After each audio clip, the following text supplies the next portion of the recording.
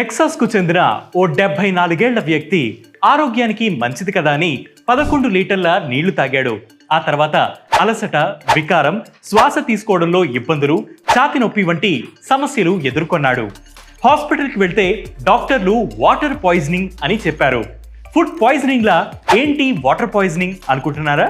Water poisoning ను water intoxication లేదా hyper hydration అని కూడా పిలుస్తారు. నీటిని అధికంగా తీసుకున్న వెంటనే సోడియం, పొటాషియం వంటి ఎలక్ట్రోలైట్లు కరిగిపోతాయి. దీంతో మూత్రపిండాలు పెద్ద మొత్తంలో నీటిని బయటకు పంపలేక అది పాయిజనింగ్ గా మారిపోతుంది. ఇది ఉబ్బరం, పాలీయూరియా, హైపోనాట్రేమియా, బలహీనమైన జీవక్రియకు దారితీస్తుంది.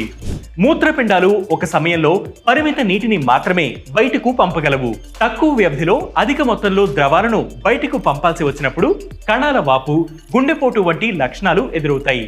నేషనల్ ఇన్స్టిట్యూట్ ఆఫ్ హెల్త్ ప్రకారం అమెరికాలో ప్రతి ఏడాది 3 నుంచి 6 మిలియన్ల మంది ఈ వాటర్ పాయిజనింగ్ బారిన పడుతున్నారు.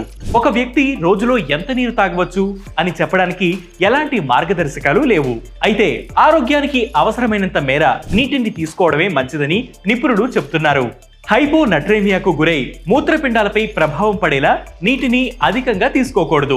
విపరీతమైన వేడి వాతావరణంలో శరీరంలోని ఎలక్ట్రోలైట్స్ సమతుల్యత కాపాడుకునేలా రోజుకి సుమారు 8 నుంచి 10 గ్లాసుల నీటిని తాగితే మంచిదని సూచిస్తున్నారు నిపుణులు. ఇలాంటి హెల్త్ వీడియోస్ మరియు హెల్త్ టిప్స్ కోసం ప్రతిరోజు వైటీ న్యూస్ యాప్ ని ఫాలో అవ్వండి.